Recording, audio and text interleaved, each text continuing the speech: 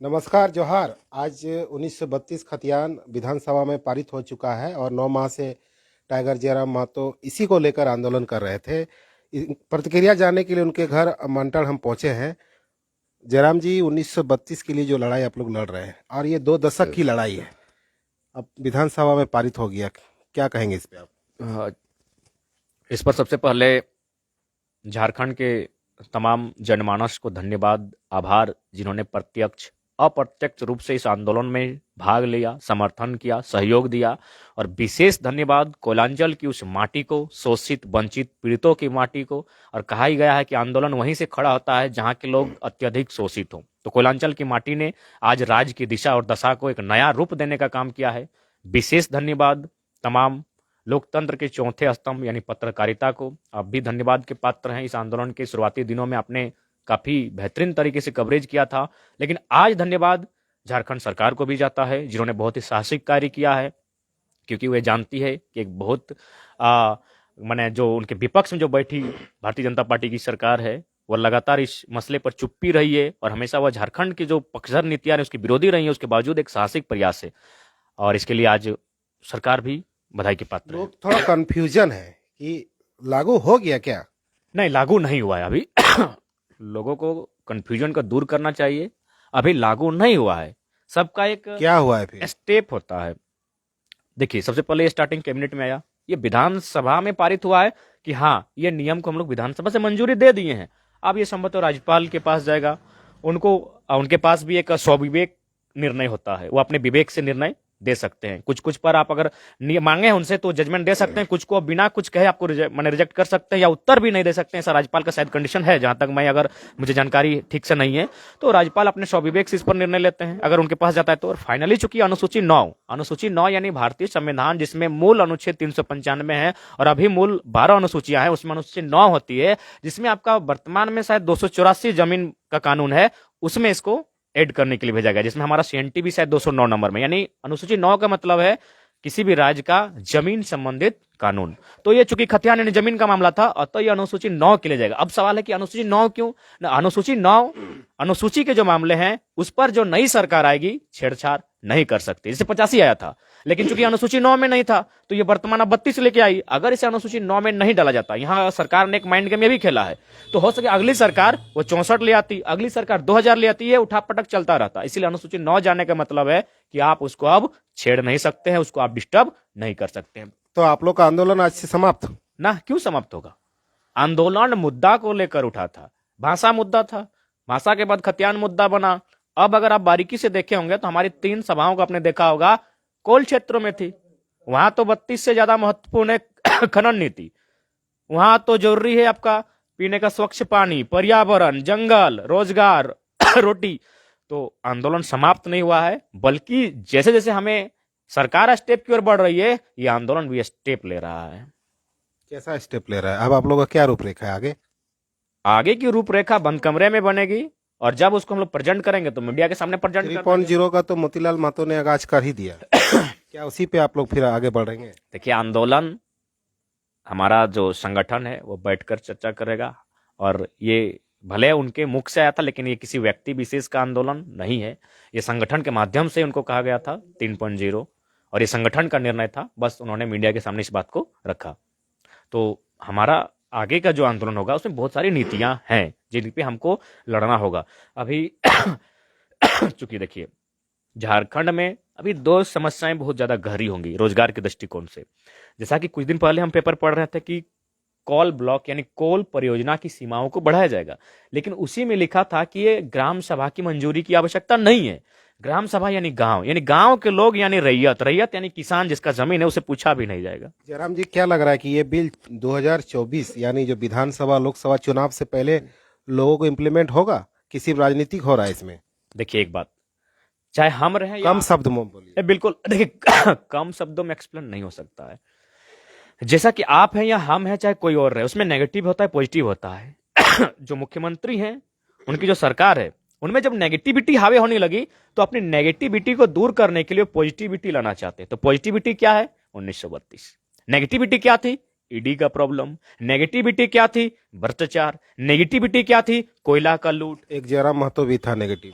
हाँ, उनके दृष्टिकोण से हम भी नेगेटिविटी थे, तो जयराम महतो को भी शांत करना है तो 32, लेकिन हम लोग तो आपका दुकानदारी तो बंद कर दिया आज से। उचड़िंग है, हम लोग उचड़िंग उचड़िंग समझते हैं। दुकानदारी आपका बंद हुआ कि नहीं? हम व्यापारी हैं, दुकान खोल के बैठे हैं। हम लोग छात्र हैं, किताब खोल के बैठे हैं, नया पन्ना खोलेंगे और फिर उस पर उचड़िंग जैसा बात करेंगे। उचड़िंग समझते हैं ना, सुनते हैं किसी की नहीं है, सुनेंगे सबकी, करेंगे वही जो हमको अच्छा सुबह लगेगा। आप एक वीडियो में देख रहा था कि लोगों को सजग और अलर्ट करने के लिए क्यों आप ये बात बोल रहे थे? इसलिए सजग और अलर्ट कि इससे पहले सरना धर्म कोड बिल, लॉजिकली बात कीजिए, वह बिल कैबिनेट में आया, विधानसभा में गया, लेकिन राज्यपाल को पूछे बगैर दिल्ली पहुंचा, वो रिजेक्टेड है, कहां पड़ा है किसी को जानकारी नहीं। तो उसी प्रक्रिया से तो 32 का खतियान गुजरा है, तो उसी प्रकार के तो कानूनों से होकर हुआ जा रहा है। तो इसीलिए हमने कहा सजग रहे, पैनी नजर रखे। हाँ, अब क्या होगा कि अब जो है, जो राज्य सरकार है उसने क्या किया, अपना जो नेगेटिविटी थी उसे पॉजिटिव में ले आया, वे बैकअप किए, और जो बाउंसर निकला था उसमें वो डक मार के अब ठीक ठाक आ गया। अब कटघरे में केंद्र सरकार होगी, भारतीय जनता पार्टी होगी, क्योंकि यह मामला दिल्ली का है। आज भारतीय जनता पार्टी के विधायक बहुत हल्ला कर रहे थे सदन में, खास करके भानु प्रताप। उन लोग का रोजी रोजगार, समानता, इनसे कोई वास्ता नहीं रहता है। उन लोग को बस मुद्दा चाहिए। भारत पाकिस्तान देखिए, क्रिकेट में इतना हद कर दिया, अरे कोई जीते यार, जो अच्छा खेलेगा जीतेगा। लेकिन हाँ, अगर कोई भारत और पाकिस्तान, आज जो हल्ला हो रहा था क्या होना चाहिए था? बिल्कुल नहीं होना चाहिए। आज उन्हें कम से कम शांत बैठना चाहिए था। आज उन्हें कम से कम जनता की भावना का सम्मान करना चाहिए था। तो उनका मकसद ही नहीं रहा है। अभी एक यहाँ हमारे चंदनचारी के विधायक देख रहे, गढ़वा में घूम रहा है। बेटा, गढ़वा में तुम क्या कर रहे हैं? मंत्री थोड़ी है। जब मंत्री था तब घूमना था, वो मंत्री भी था शख्स, लेकिन तब गढ़वा में नहीं घूमा, अभी गढ़वा में गढ़ बना लिया है। तो उन लोग के पास विजन मिशन एक अलग टाइप का है, उन लोग एक अलग सोच से चला है। वो सोच वो लोग जानते हैं कि उनका क्या मेंटलिटी है, लेकिन शिक्षा रोजगार ये उनका मुद्दा नहीं है। जिस तरह से सरना कोड फंसा हुआ है, तो क्या लग रहा है कि 32 को भी फंसाया जाएगा? नहीं, 32, चूंकि अब समस्त झारखंड बहुत दिनों से हतोत्साहित है, बहुत दिनों से प्रताड़ित है। आज 32 को परिभाषा मिलनी चाहिए। इसलिए मिलनी चाहिए कि कोई भी राज्य अलग क्यों बनता है, उस राज्य की कोई सीमा होती है, कोई ना कोई बैरिगेटिंग होता है। हर गांव के बीच कोई ना कोई बैरिगेरियर होता है कि भाई ये गांव अलग है, ये गांव अलग है। अगर हम लोग मिक्सअप कर देंगे तो फिर क्या है। तो ठीक उसी प्रकार अलग राज्य, और भारत का संविधान भी कहता है भारत राज्यों का देश है। एक सवाल बनता है यहाँ, जो शायद आपको पहले वीडियो में बोले थे, भारत राज्यों का देश क्यों है? भारत राज्यों का देश क्यों है भाई? भारत सिर्फ भारत क्यों नहीं, ओनली भारत क्यों नहीं है? भारत राज्यों का देश क्यों है? इसीलिए है कि यहाँ भौगोलिक दृष्टिकोण से, सामाजिक दृष्टिकोण से, व्यवहारिक दृष्टिकोण से, धार्मिक दृष्टिकोण से लोग एक दूसरे से भिन्न है। तो उनकी भिन्नता को नष्ट ना कीजिए, किसी की आइडेंटिटी को नष्ट ना कीजिए। अब मान के चलिए, अगर आप किसी गोरे व्यक्ति को पेंट करके काला, अथवा काले व्यक्ति को पेंट करके गोरा करते हैं, तो किसी एक की आइडेंटिटी खत्म होगी कि नहीं? आइडेंटिटी किसी की खत्म नहीं होनी चाहिए। हमारा राज्य हमारे लिए बना है, आपको आपका राज्य मुबारक। जयराम जी, कुछ लोग जेएमएम को क्रेडिट दे रहा है आज 32 को लेकर, कुछ लोग जयराम महतो को भी दे रहा है, कुछ लोग जो आंदोलन किया उसको भी क्रेडिट दिया जा रहा है। आप क्रेडिट लेना चाहेंगे? हम क्रेडिट नहीं लेना चाहेंगे। हम बस एक लड़ाकू थे, एक सिपाही थे, नन्हा सा सैनिक थे। हमने अपना काम किया है। बाकी आंदोलन का श्रेय समस्त एकमुष्ट उन जनता जनार्दन को जाता है, जिन्होंने डायरेक्ट इनडायरेक्ट रूप से इस आंदोलन में भाग लिया है, अपना भूमिका निभाया है। सरकार श्रेय 1% ले सकती है कि उसके कार्यकाल में यह नियम आया है। 99% श्रेय उन आंदोलन को जाएगा। पांव नहीं था, आप तो खुद कवरेज किए हैं। उस समय बेबस लाचार लोग जब सड़कों पर थे, कहां थे सरकार? पांव नहीं है, किसी का आंख नहीं है, वो गांव गांव जाके बजा के लोगों को जागरूक कर रहा है। मानव श्रृंखला में देखे थे, वो मानव श्रृंखला में देखे, खतियान दौड़ में भी देखे हमारे और मानव श्रृंखला में 4 घंटा खड़ा है एक लंगड़ा आदमी, जिसके पांव कटा है, वो 4 घंटा खड़ा है। और अगर उसके बाद भी अगर कोई बेगरत लोग आंदोलनकारियों को छोड़कर सरकार को इस तरह से देंगे, तो हमको लगता है वे पत्थर लोग हैं। आप एक एक को वीडियो उठाइए, एक एक दिन का आप रोड में, जब से आंदोलन हुआ है, हमने ऑफिशियल 354 सभा किया। अगर नॉन ऑफिशियल बात करेंगे तो 500 पूरा होगा। अब 500 सभाओं में कितने बेबस, कितने लाचार लोग आए हैं पता है? मानव श्रृंखला में 4 लोग खड़ा थे, कितने लाचार लोग खड़ा है पता है इनको, जो आज कह रहे हैं सरकार को श्रेय। अरे लीजिए ना 1%, हम स्वीकार करते हैं आपने साहसिक कार्य किया है, लेकिन 99% श्रेय उन बेबस लाचार उन लोगों को जाएगा, जिन्होंने घर द्वार छोड़कर, अपना सुख सुविधा को छोड़कर अपने आने वाले भविष्य के लिए इस लड़ाई में योगदान दिया है। बहुत तकलीफ में है लोग। जो छात्र घर में गाली खाकर, पढ़ाई छोड़कर भी आंदोलन किया, उसके लेकर क्या कहेंगे? बिल्कुल, वही तो हम एक साथ कह रहे हैं, सबको मिला के कह रहे हैं ना, कि समस्त जनता आज बहुत सारों को पढ़ाई छूट गया है। आप हमारा ही बात कीजिए, पता हमारी मैडम रोज पूछती हैं, मैडम हम गाइड मैडम मतलब हम पीएचडी के स्टूडेंट हैं, तो हमारी जो मैडम जो गाइड हैं, जिनके अंदर हम गाइड जो हमारी हैं, जिनके अंदर हम पीएचडी कर रहे हैं, वो मैडम रोज पूछती है कि जनाब कहाँ तक थेसिस। मैम बस 4 पढ़ना, मैम बस 4 पढ़ना। वो हम जानते हैं वो 4 पढ़ना का क्या हाल है, किस कंडीशन में है, जबकि यही शख्स उसका इतना मैंने लेखनी और मैंने एक सोचने था कि एक रात में हम 25-30 पन्ना लिख कर बैठ जाते थे। जयराम महतो आगे क्या करने जा रहा है, स्पष्ट शब्दों में बताइए। सांसद का चुनाव लड़ना है, विधायक का चुनाव लड़ना है, कि झारखंड के लिए लड़ना है? झारखंड के लिए लड़ना है। अब लड़ने का हमको लड़ना है। अब उस लड़ाई में हमको बंदूक उठाएंगे, तलवार उठाएंगे या डंडा से काम चलेगा, वो सिचुएशन तय करेगा। हमको लड़ना है। अब लड़ने का तरीका क्या होगा? अगर मुखिया बन के ही लड़ लें तो उससे क्या दिक्कत है? हमको लड़ना है। तो लोग बोल रहे हैं कि मिशन लोकसभा किसने कहा? फेसबुक में चल रहा है। हमने तो नहीं ना, ऐसा कोई बात नहीं है, हमने कभी सोचा भी नहीं है। धनबाद लोकसभा का चर्चा हो रहा है। गजब कर रहे हैं। हमारा घर गिरिडीह में है, गिरिडीह लोकसभा मेरा घर है। अब कहाँ ले जा रहे हैं? कोयला खदान में, माफिया लोग के बीच में। तो रहम कीजिए। वहां तो कहाँ से लड़िएगा आप? हम कहीं से नहीं लड़ेंगे, हम झारखंड के लिए लड़ेंगे। किस लिए लड़ाई लड़ रहे हैं? घर में पूरा माँ बीमार है, भाई बीमार है, खुद बीमार है, फिर भी आप लड़ने के लिए जा रहे हैं?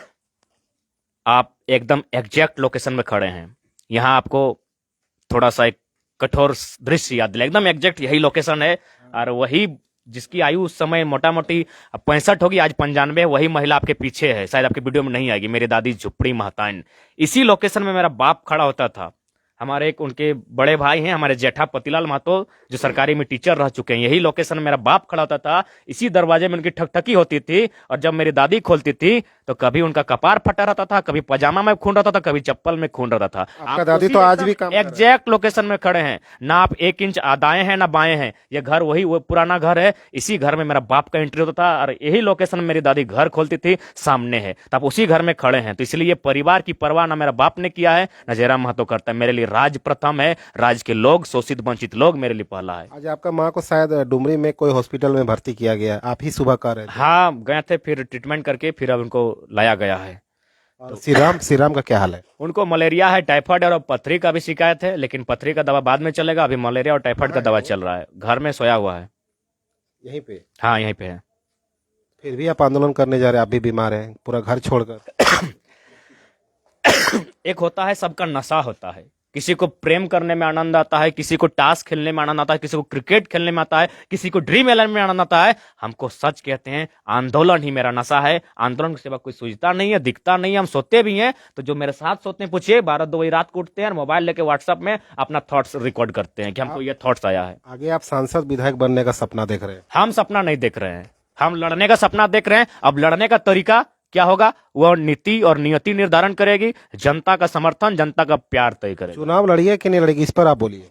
हम अपने मन से कुछ नहीं लड़ेंगे, 100% वचन देके बोल रहे हैं। हम कभी नहीं बोलेंगे हमको चुनाव लड़ना है, हम चुनाव लड़ने जा रहे हैं। कोई बुलाएगा, कोई डाक देगा, हम आएंगे। चुनाव लड़िएगा? डाक देगा, हम आएंगे। चुनाव लड़िएगा? डाक देगा, लोग बुलाएंगे, हम आएंगे। नेता तो आप बन गए। नहीं, पूरा घर घर में जयराम महतो घुस गया। जरूरी है कि नेता के दृष्टि, नेता का पहला बात तो नेता को परिभाषित करना होगा कि नेता का मतलब क्या है। लोग आज नेता का मतलब नहीं समझ पाते हैं। अरे आप तो नेता बन गए ना जी।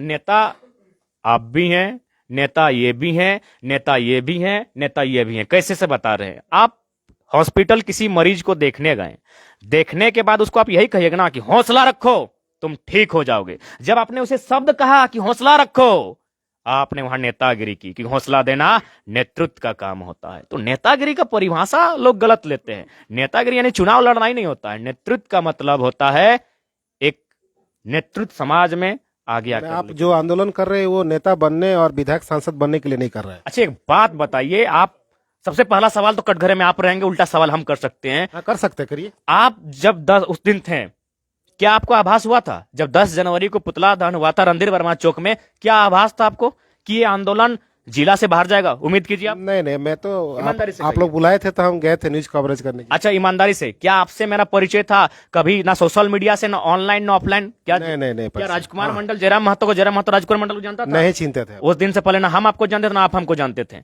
लेकिन ये आंदोलन नियति की मांग थी। तो घर का बच्चा जान रहा है। ठीक है, वो सबका प्रेम है, आपका भी है। वो आपका 50 गो लड़का थे, 50 लड़का थे उस दिन रणधीर वर्मा चौक में। वो भी पूरा डर डर के उस दिन पुतला दहन हुआ था, लॉकडाउन लगा हुआ था। लॉकडाउन था, एसएसपी का गाड़ी पार हुआ, एसपी का भी ग्रामीण एसपी का गाड़ी पार हुआ। डरते डरते लड़का लोग पुतला दहन करने का काम किया था। उनको साहस साहस नहीं हो रहा था कि हम लोग पुतला दहन कर पाएंगे कि नहीं। उस कंडीशन में हम लोग आंदोलन को धनबाद में स्थापना करने का प्रयास किया। बोकारो धूमधाम मैंने हुआ था टाइट की, 5,000 की भीड़ थी, लेकिन धनबाद में लोग नहीं थे, डरे सहमे थे।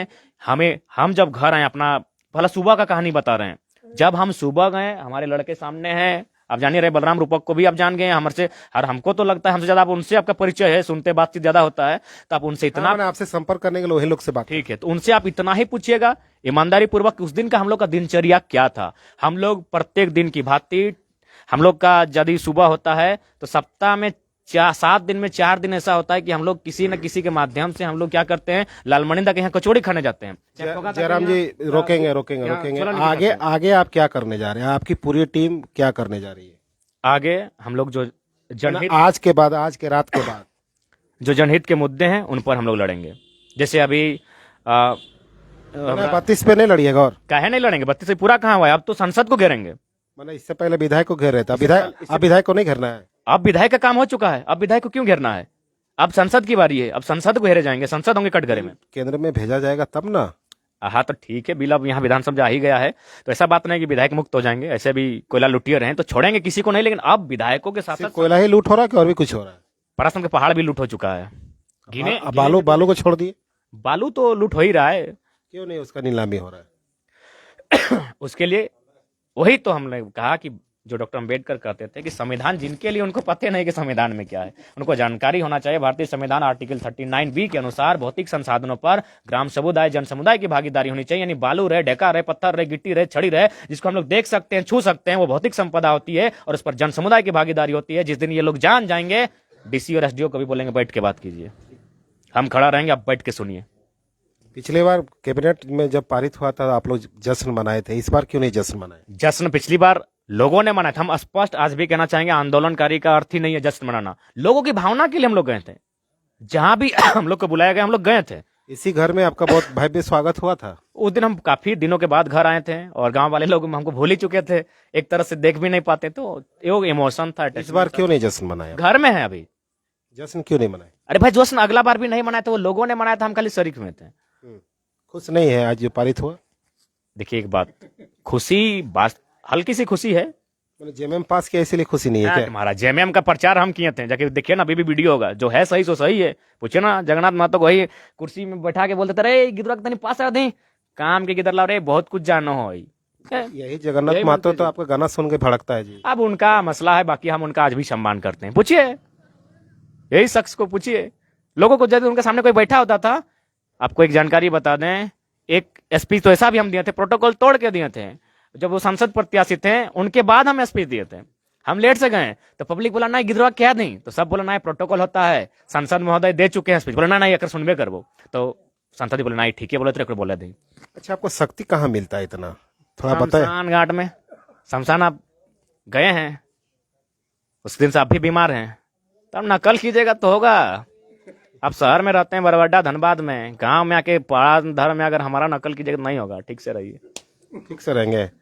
हाँ ठीक से रहे, मैंने आप भी शमशान उस दिन चल गए थे तो हालांकि वो वीडियो आप दर्शक नहीं देखा, लेकिन देख ही लेगा। हाँ डालेंगे उसको। हाँ, तो उस दिन से आपका भी तबीयत वहीं से शक्ति मिलता है। हाँ जो सही, हमको थोड़ा सा मैंने, बाकी जो लड़का लोग सोचता है, बाकी जो लोग करता है, उससे तो हम डिफरेंट सोचते हैं, डिफरेंट करते हैं। हम तो आपको हमेशा अपना बोलते हैं, एक जो गांव देहात में एगो डायन भूत नेक जोग होता है, मैंने टोना टुटका करता है, और उसके बाद उन लोग क्या कुछ मैंने बोलता है साधु, मैंने जो गण होता है ना, क्या बोलते हैं उसको, ओझा लोग, उन लोग बोलता है कि जाके कुछ जहाँ 4 गो रास्ता मिलेगा वहां इसको फेंक के आना है ना, चनादा 4 गो रास्ता में, रुकिए थोड़ा इसको सुन लीजिए, 4 गो रास्ता में इसको फेंक के आना। उसमें क्या रहता है, कुछ भी हो सकता है, नेक जोग का सामान, भूसा, अंडा, इस तरह। तो हमारे भी गांव में किसी ने मैंने डायन भूत के लिए कोई नेक जोग किया था, चौराहा रास्ता में फेंका हुआ था। जब दूसरा कोई एंट्री किया तो बगल से एंट्री किया कि जब भाई तो यहाँ दूसरा मैटर है। हम जब एंट्री किए, बिल्कुल करीब से एंट्री किए और देखें कि क्या है ना, नारियल है, नारियल को प्लास्टिक में भर लिए, कोई मुर्गा कटा हुआ था उसको भी भर लिए, जाके खा खत्म कर दिए। तो थोड़ा सा हम अलग सोचते हैं। जयराम महतो का ये चर्चा है कि जेल जाना तय है। अरे भाई तो ले जाए, हम कहाँ रोके हैं किसी को, हम किसी को रोके हैं? अगर हम तो भारत कानून का सम्मान करते, ले जाइए। पुलिस बलियापुर में 2 बार आपको दौड़ाया भी है, ना हम दौड़े एक बार नहीं है। चर्चा है। चर्चा कहाँ है ना, आज तक हम दौड़े नहीं, हम तो जाते। हाँ ये है कि भाई अभी आंदोलन की हमारी जरूरत है तो हम थोड़ा बच के जाते हैं, अपना सेफ्टी से जाते हैं।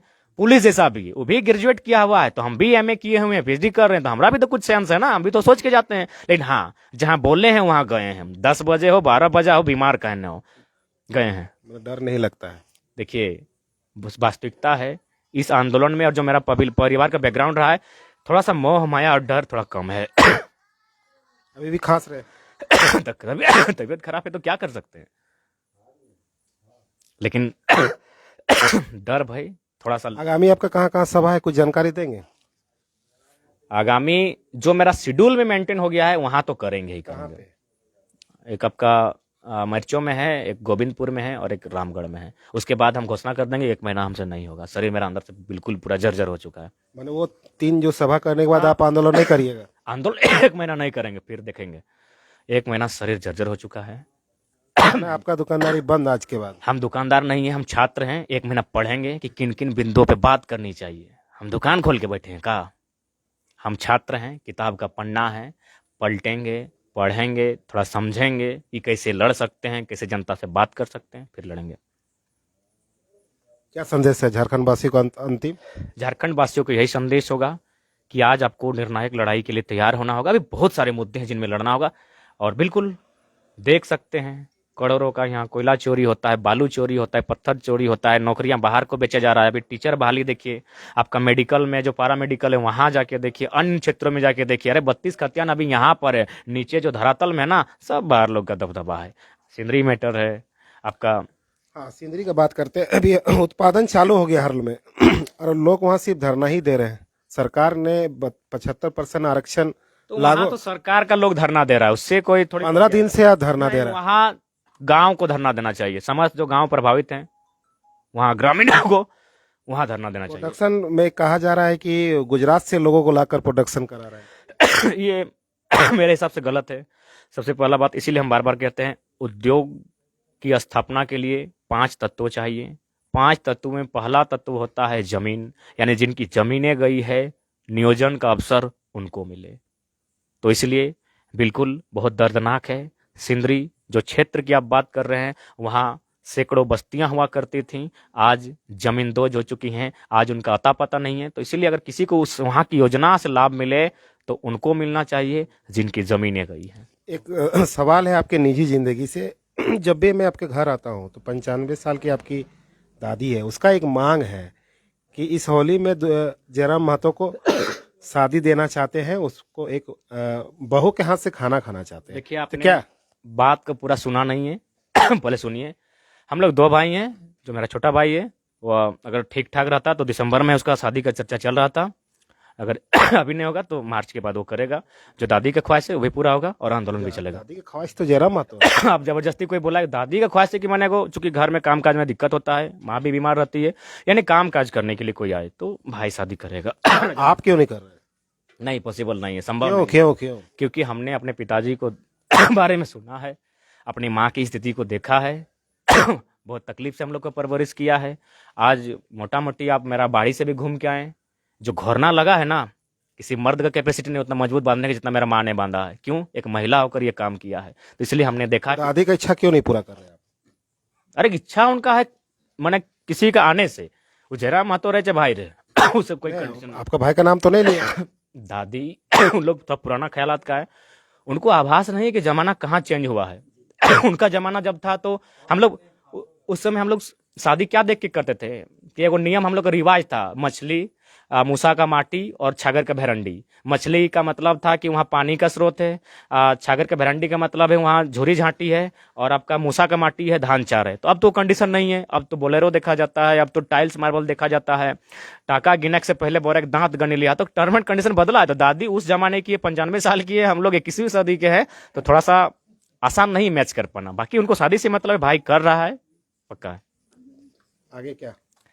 एक बहुत दिन से शायरी नहीं सुना है आप, शायरी के लिए जाने जाते हैं आप। आगे चीखे गूंजेगी धरती में, चीख चीख में क्रंदन होगा। कि चीखे गूंजेगी धरती में, चीख चीख में क्रंदन होगा और बेबस लाचार ना करे झारखंडी को, वरना जिस दिन हमने हथियार उठा लिया इस धरा पर उस दिन मृत्यु को अभिनंदन होगा। थोड़ा इसका अर्थ बता दीजिए। इसका अर्थ है कि भाई हम लोग को जीने दो, हम लोग को शांत रहने दो। दामोदर, स्वर्ण रेखा, कोयलकर नदियों के समीप रहने वाले लोगों, पारासनाथ, झुमरा, दलमा, सरंडा के जंगल के नीचे रहने वाले लोगों को शांत रहने दिया जाए। ये बड़ी बड़ी कंपनियों के माध्यम से शोषण विस्थापन का दर्द ना दिया जाए, हमें शांत रहने दिया जाए। अरे सम्राट अशोक ने जब कलिंग को जीता था, लाखों का नरसंहार हुआ था, वे भटकते गए शांति शांति शांति। बड़ा बड़ा टाटा, अडानी, अंबानी, बिरला जो सरकार के माध्यम से लगातार गांवों को उजाड़ रही है, विनाश कर रही है, पता नहीं इनको कब शांति मिलेगी। हमें शांति चाहिए। एक और सुना दीजिए। कि जब जब सजी है थाल क्रांति की, जब जब सजी है थाल क्रांति की, मावों ने खुद बेटों की बोलियां दी हैं। क्रांति ने एक सर मांगा है, हमने भर भर के झोलियां दी हैं। बलक मक्का गांव में एक गांव से 7 लोगों ने शहादत दिया है। ये कोई डायलॉग नहीं है, ये रियलिटी है। क्रांति एक गर्दन मांगी है, हम एक साथ 7 को प्रेजेंट किए हैं। अच्छा, याचना वाला एक बार फिर से सुना दीजिए, जो आप 10 जनवरी को सुनाए थे।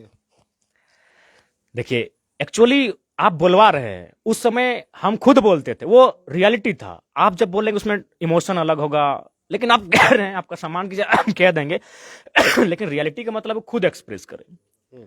उसमें एगो अलग, उसमें कुछ बदल के तो बोल सकते हैं। अब याचना नहीं रण होगा, जीवन जय या मरण होगा, और युद्ध में विजय तभी होगा जब हमारे लोगों के बीच ये महुआ दारू का चलन खत्म होगा। इसका अर्थ है कि हम जो 10 महीना के आंदोलन में सबसे ज्यादा अगर हमको नुकसान कहीं दिखा तो दरुए में दिखा। 16 साल का छोकरा से लेके 60 साल का बुढ़वो पी के उल्टल है, तो क्या सोचेगा संविधान, क्या सोचेगा कानून क्या है? तो हमको नुकसान वहां दिखा। सावधान। चुनाव में भी दारू और आंदोलन में भी दारू बंद करने बोले, क्या सुने आप कि जब आंदोलन में जीत तब मिलेगी जब हमारे समाज के लोगों के बीच महुआ का प्रचलन खत्म होगा, बंद होगा। बंद बंद हम बंद करने की बात कर रहे हैं। मैंने क्या आपके आंदोलन में जो लोग सुनने के लिए थे, वो लोग क्या पी पा कर भी आता था? आते हैं, इसीलिए हम मुंह में बोलते हैं, नहीं आना है हमको, राजनेता नहीं बनना है। उस दिन ढोकरा से निकले, चौड़ा ठीक कहो, लेकिन दरबार क्या बंद करे को? तो बताइए, लोग हमको वोट देगा? आप जो बोल रहे हैं बार बार लड़िए लड़िए, मेरा वोटिंग नहीं है। लोग हमको चाहते हैं, अलग बात है, लोग हमको सुनना भी पसंद करते हैं, लेकिन वोटिंग इसलिए नहीं है क्योंकि हम सबसे पहले तो दारू का ही प्रचलन बंद कर रहे हैं। सबसे ज्यादा वोट तो दारू से लोग लेते हैं। जेएमएम सरकार को क्या स्टेप लेना चाहिए आज बिल जो पारित कर दिया उसके बाद? इसके बाद जेएमएम आपका सुझाव क्या है? सबसे पहले अफसरशाही को कंट्रोल में करना होगा। अफसरशाही बिल्कुल कंट्रोल, आउट ऑफ कंट्रोल है। एक बात आपको मानना होगा, पूर्ववर्ती सरकार में इससे बेहतर अफसरशाही थी, कंट्रोल में थी, नियंत्रण में थी। सरकार का डर करते थे कि सरकार क्या है, विधायक क्या है, इनके पास आउट ऑफ कंट्रोल है, ये गिनते ही नहीं है, फुसड़ी नहीं गिनते हैं। तो सरकार को चाहिए वहां कंट्रोल हो, और जो मुद्दे हैं राज्य के हित में, और जो भी अभी नीति जो भी बने, जो भी बहाली आए, उसमें प्रयास होना चाहिए बाहर राज्य के लोगों को उस प्रकार जो पिछली सरकार में हुआ था वैसा ना हो। नीति तो बना ही नहीं, फिर आप क्या बात कर रहे हैं? तो इसीलिए तो हम बोल रहे हैं कि बहाली आप कैसे रोकेंगे, सरकार का मसला है। सरकार के पास इतने बड़े बड़े आईएएस किस लिए हैं? अगर हम लोग छात्र हैं तो वे आईएएस क्या घास छील रहे हैं? जो सरकार के सलाहकार समिति में बैठे हैं, जो सरकार के पर्सनल सेक्रेटरी हैं, जो सरकार के जो भी टीम में, उनको सलाह दे कि भाई कैसे रोका जाए। अन्य राज्यों के बढ़ते दबाव को रोकना है आपको, और ये हम नहीं कर रहे हैं। भारत के जो सर्वोच्च न्यायालय है, उसके पूर्व मुख्य न्यायाधीश एम हिदायतुल्ला, उनका कहना था कि राज्य चाहे तो विकसित राज्यों के अतिक्रमण को रोकने के लिए नीति बना सकता है। ये बिल पास होने यानी इम्प्लीमेंट होने में 3 साल, 4 साल, 5 साल, 10 साल भी लग सकता है, लेकिन वैकेंसी तो निकलना है। तो फिर क्या मैट्रिक पास वाले ही लोग भरेंगे? नहीं, वो नियम खारिज कीजिए। बिना जो खतियान का जातीय आवास बनना है उसको भी खारिज कीजिए। कुछ ना कुछ प्रमाण दीजिए, तब जातीय आवास बने। नहीं तो बोले तो हमारा एक साथी है, रेंट में रहता है, जातीय आवास बना के बैठा है। सोचना होगा, वो सरकार सोचे। वैकेंसी क्या बंद कर दे? नहीं, वैकेंसी बंद कैसे हो सकती है? उसको जब तक कुछ ना कुछ तो उपाय आपको करना होगा, कुछ ना कुछ बैरियर लगाना होगा। भाषा मैटर है, अभी भाषा को बैरियर लगा दीजिए, एकदम जो लोकल हमारे लैंग्वेज है उनको डाल दीजिए। जगन्नाथ महतो जी भी कह चुके हैं कि वैकेंसी जो भी होगा वो खतियानधारी के लोग ही भरेंगे। अरे भाई, तो कैसे, कौन है खतियानदारी? यहाँ धनबाद में तो सब बना लिया है, जातीय आवासीय बना के बैठा है। बैरियर लगाइए, अभी भाषा के माध्यम से बैरियर लगाइए। सुझाव क्या है हेमंत सोरेन को? भाषा के माध्यम से बैरियर लगाइए। जो एग्जाम होंगे उनमें लोकल लैंग्वेज की प्राथमिकता की जाए।